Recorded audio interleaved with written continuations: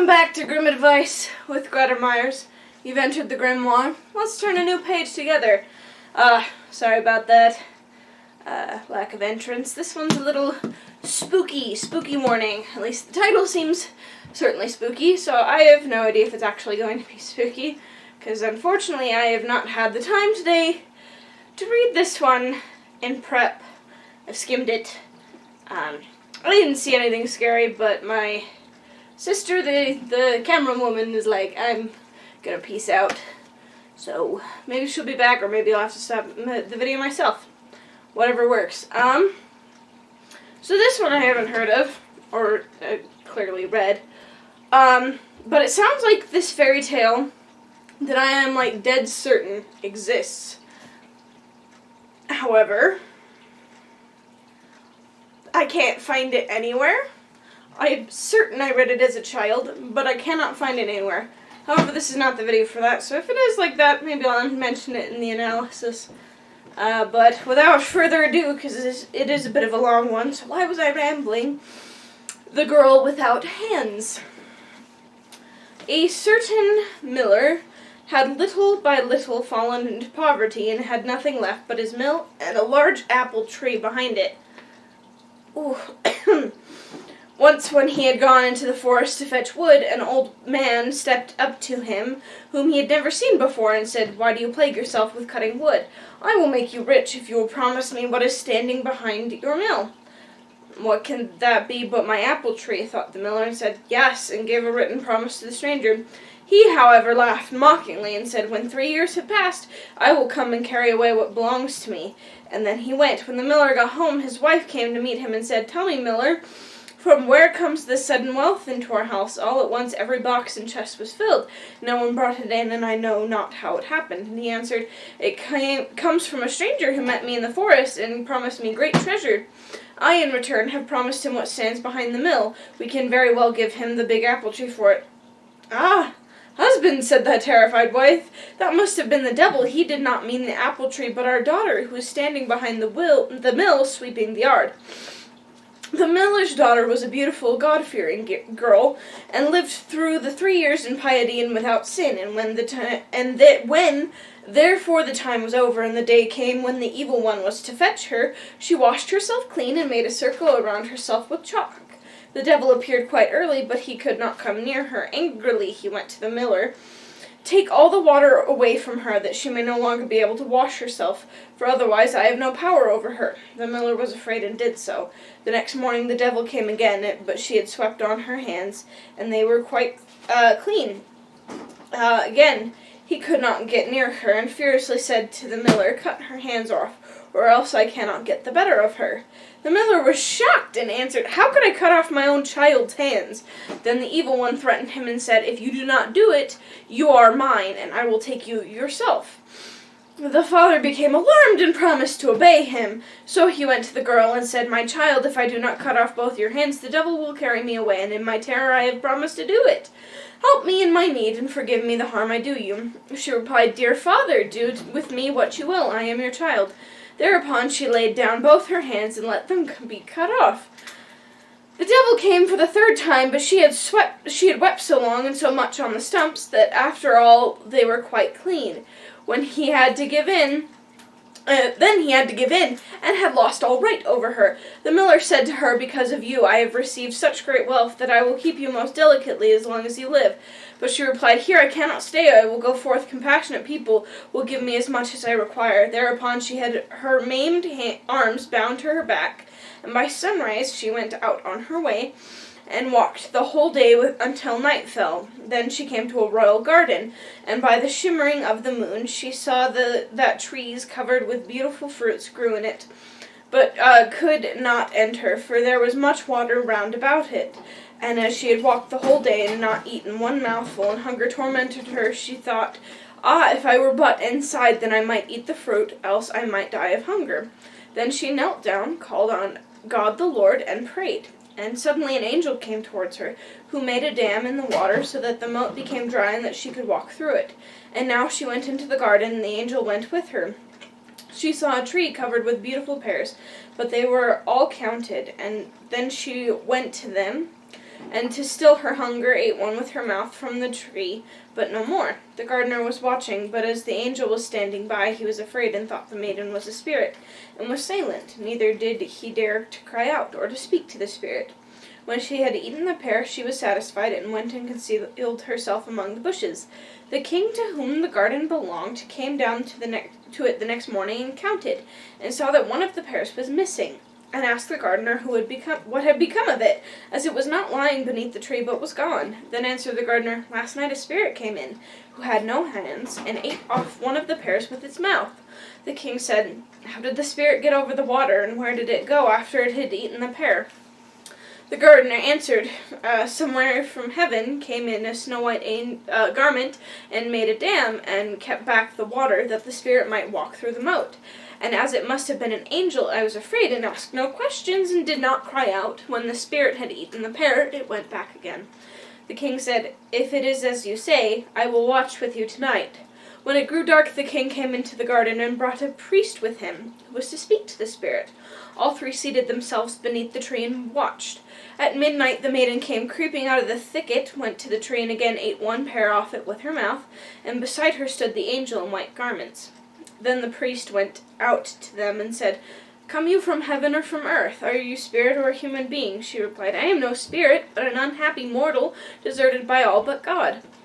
The king said, "Though you are forsaken by the world, by all the world, I will not forsake you." He took her with him into his royal palace, and as she was so beautiful and good, he loved her with all his heart, and had silver hands made for her, and took her for his wife. After a year the king had to go to war, so he placed his young queen in the care of his mother, and said, "If she is brought to bed, take care of her, nurse her well, and tell me of it at once in a letter." Then she gave birth to a fine boy. So the old woman made haste to write and announce the joyful news to him. But the messenger rested by a brook on the way, and as he was so fatigued by the great distance, he fell asleep. Then came the devil, who was always seeking to injure the good queen, and exchanged the letter for another, in which was written that the queen had brought a monster into the world.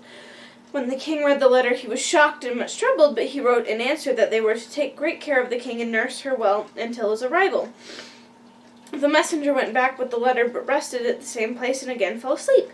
Then came the devil once more, and put a different letter in his pocket, in which it was written that they were to put the queen and her child to death. The old woman was so terribly shocked when she received the letter, and could not believe it. She wrote back again to the king, but received no other answer, because each time the devil substituted a false letter, and in the last letter it was also written that she was to preserve the queen's tongue and eyes as a token that she had obeyed.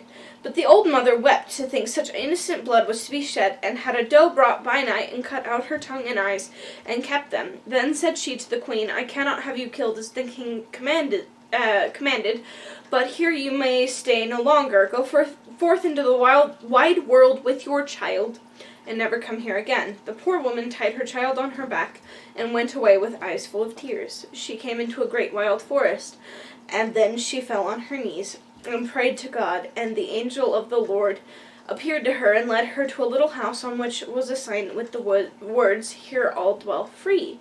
A snow-white maiden came out of the little house and said, "Welcome, Lady Queen," and led her inside. Then they unbound the little boy from her back, and held him to her chest that he might be fed, and laid him in a beautifully made little bed. Then said the poor woman, "How do you know that I was a queen?" The white maiden answered, "I am an angel sent by God to watch over you and your child." The queen stayed 7 years in the little house, and was well cared for, but by God's grace, because of her piety, her hands, which had been cut off, grew once more. At last the king came home again from the war, and his first wish was to see his wife and child. Then his aged mother began to weep, and said, "You wicked man, why did you write to me that I was to take those 2 innocent lives?" And she showed him the 2 letters which the evil one had forged, and then continued, "I did as you bade me." And she showed the tokens, the tongue and eyes. Then the king began to weep for his poor wife and his little son so much more bitterly than she was doing, that the aged mother had compassion on him and said, "Be at peace, she still lives. I secretly had a doe killed, and took these tokens from it, but I bound the child to your wife's back and bade her go forth into the wide world, and made her promise never to come back here again, because you were so angry with her." Then spoke the king, "I will go as far as the sky is blue, and will neither eat nor drink until I have found again my dear wife and my child, if in the meantime they have not been killed or died of hunger." Thereupon the king traveled about for 7 years, and sought her in every cleft of the rocks and every cave, but he did not find her, and thought she had died of want. During the whole of this time he neither ate nor drank, but God supported him. At length he came into a great forest, and found therein the little house whose sign was, "Here all dwell free." Then forth came the white maiden, took him by the hand, and led him in, and said, "Welcome, Lord King," and asked him from where he came. He answered, "I have traveled about for the space of 7 years, and I seek my wife and child, but cannot find them." The angel offered him meat and drink, but he did not take anything, and only wished to rest a little. Then he lay down to sleep, and put a handkerchief over his face. Thereupon the angel went into the chamber where the queen sat with her son, whom she usually called Sorrowful, and said to her, "Go out with your child, your husband has come."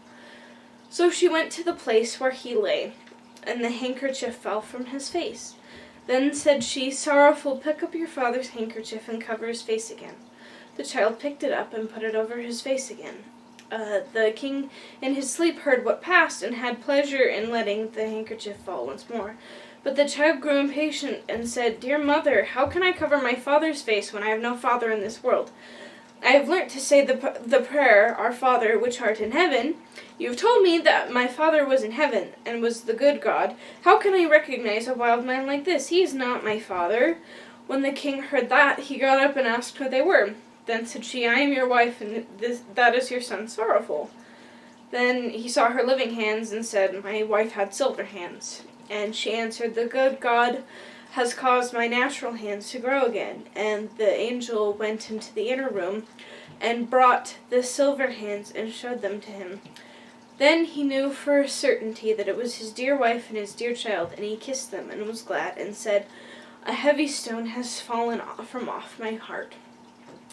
Then the angel of God gave them one meal with her, and after that they went home to the king's aged mother. There were great rejoicings everywhere, and the king and queen were married again, and lived contentedly to their happy end.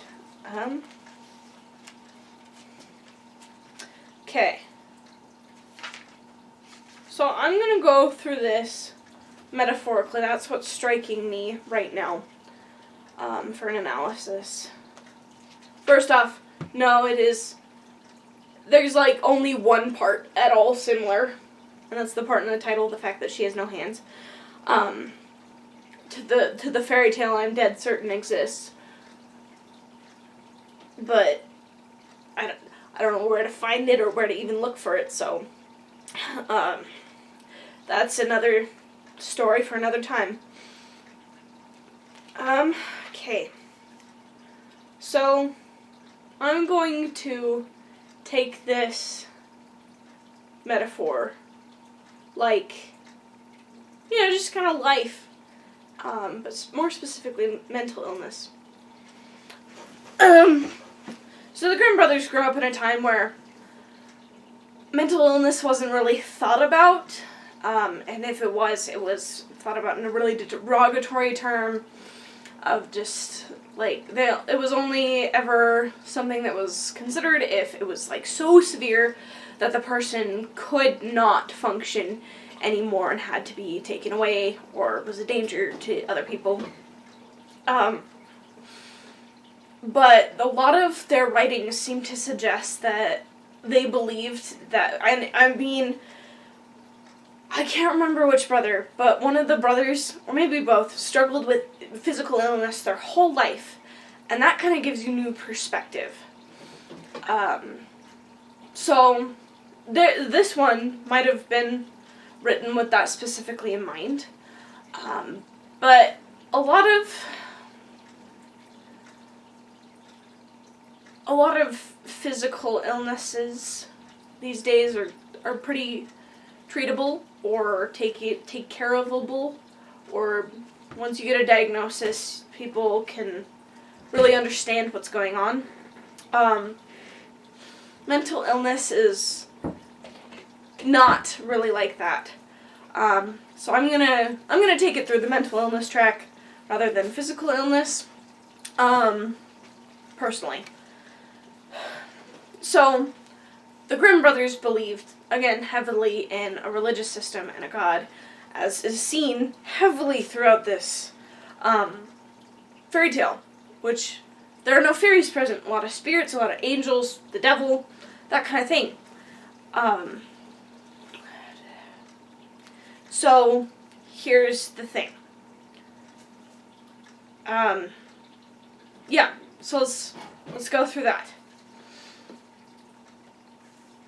Yeah, so things are fine, and then so the Grimm brothers, again, let's take this out of presentism. The Grimm brothers lived in a time where a lot of times, like, bad things that happened to the children were blamed on the parents' sins or whatever that was going on in their life, which is present here. So that can be seen here with the devil literally making a deal. He literally made a deal with the devil and was like, "Sure, if I'll be wealthy, why the heck not to have my apple tree? What else could be sitting there?" But it wasn't the apple tree that he was risking, and he really didn't know that. Which I guess can be true if you do things to negatively affect your life, like drinking or doing drugs or just, those are the two obvious answers. Like, if you do certain things, it'll later affect your life and maybe even possibly your children. So that's present. And then the girl, so the devil comes to take control of her life, which at first you're like, he's gonna just take her. No, it seems like he wants complete and utter power over her. So she makes the chalk circle. She's like, I will stay safe from this. So maybe that's her being all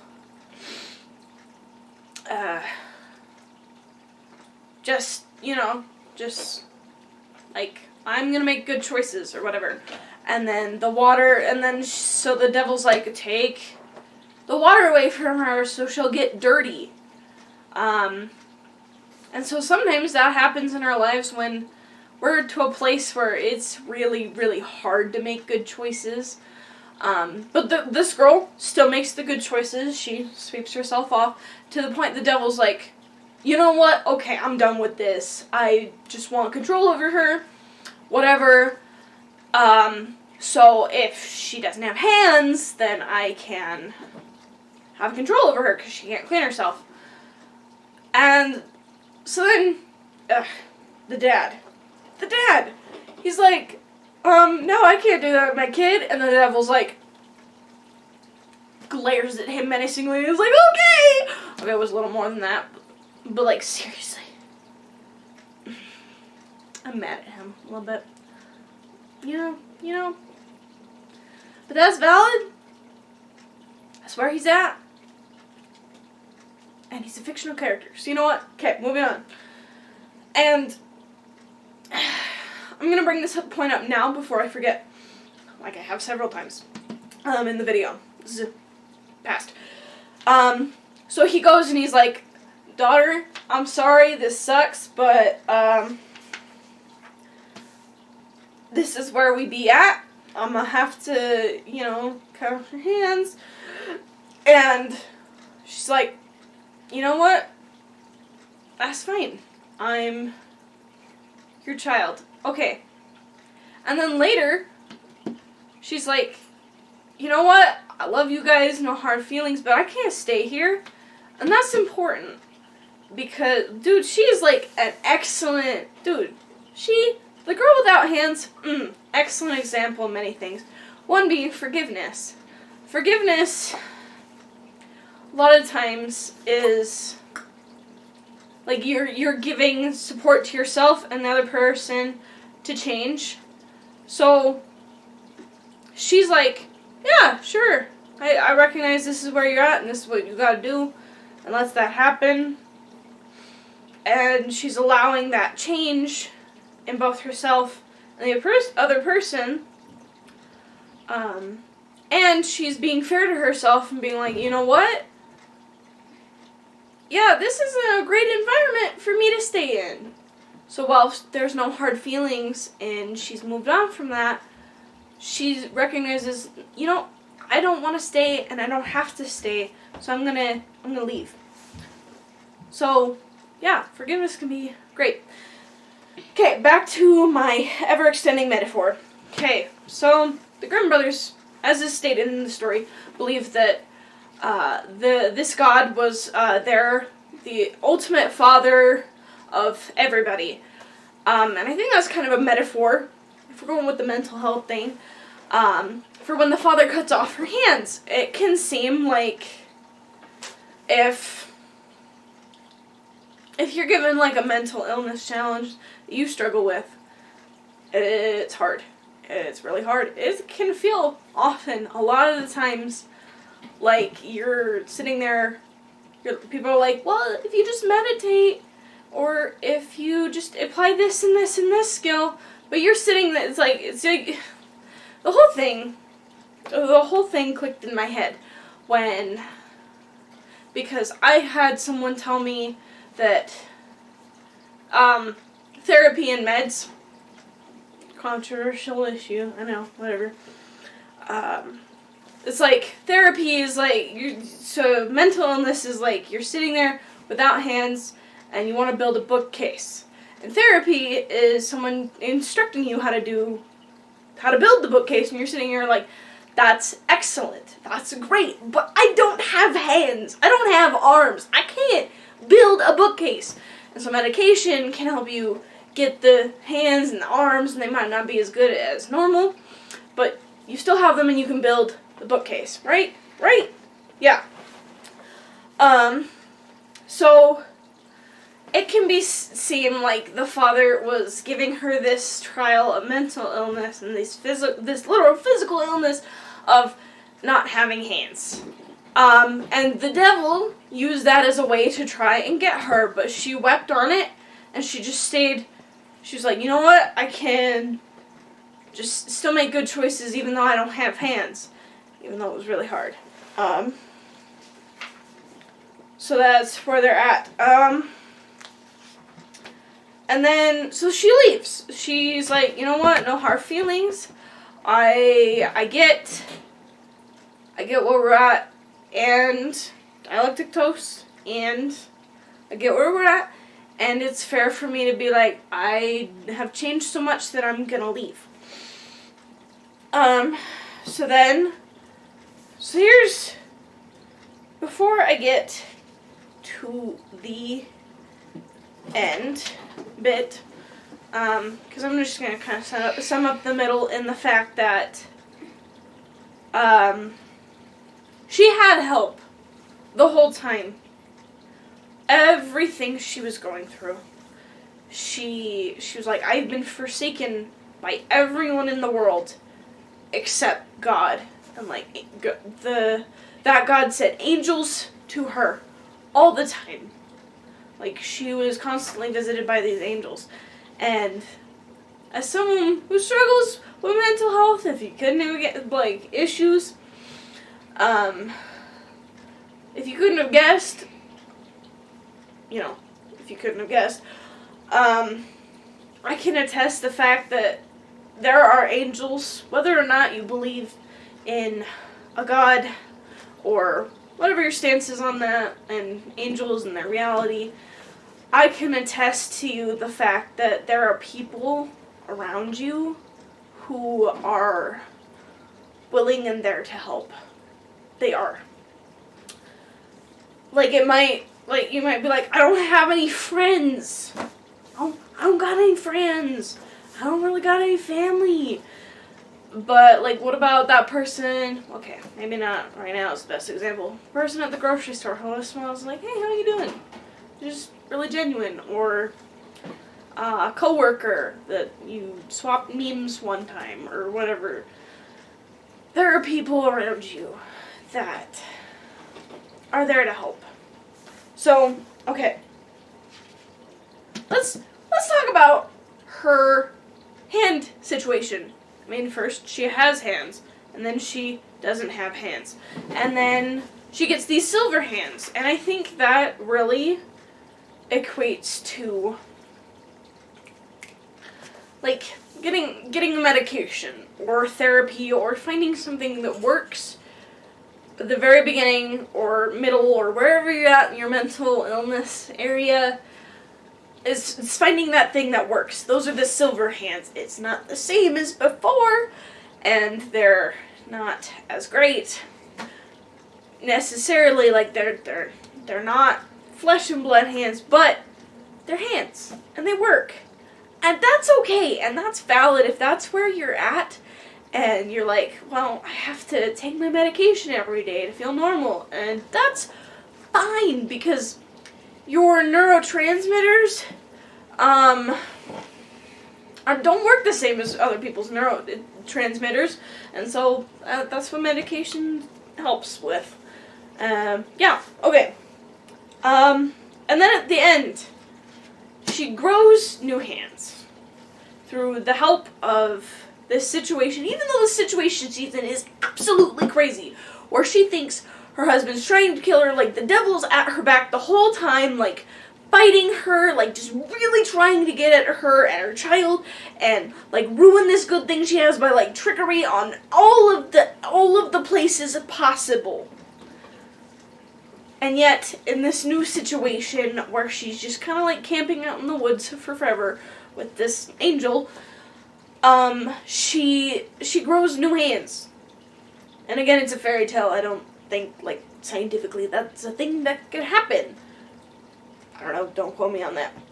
But it's very true to the fact with mental illness that it's depending on the mental illness and the severity of it, you can grow new hands and maybe stop, tamper down, or completely go off of medication and feel this new normal. And it's fabulous and wonderful, and it'll get there to a point where you heal. Despite all of the crazy circumstances in your life. I mean, look at the girl without hands. Crazy circumstances, and yet she grew new hands. And was she still sad? Absolutely. Like when the king shows up, she's devastated. Absolutely devastated. And yeah, like she's like it hurts because it's a lot of emotions. And that's normal, and that's okay, that's completely fine. And of course you're gonna have emotions and bad days even after you feel like you've healed. Because you've healed. And that's okay, that's valid. The last thing I want to bring up is the king. The amazingness of the king. There are people we will meet in our lives that are amazing and wonderful. Maybe it's a significant other, maybe it's like a spouse, or like a best friend, or just this person, or even a dog. It could be a dog, I guess. I don't know. And they will be really important to you, and they will help you so much, and things will be so good with them.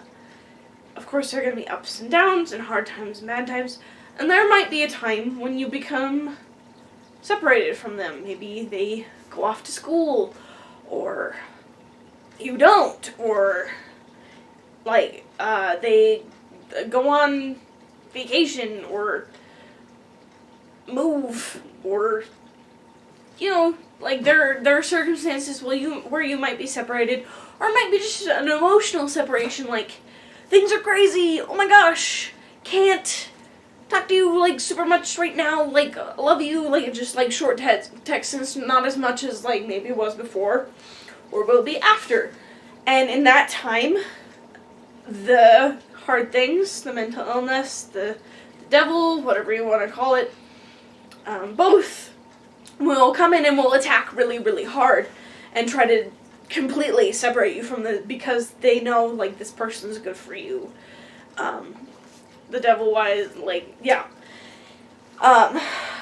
And so maybe you get separated from that person emotionally or physically and things just don't click anymore.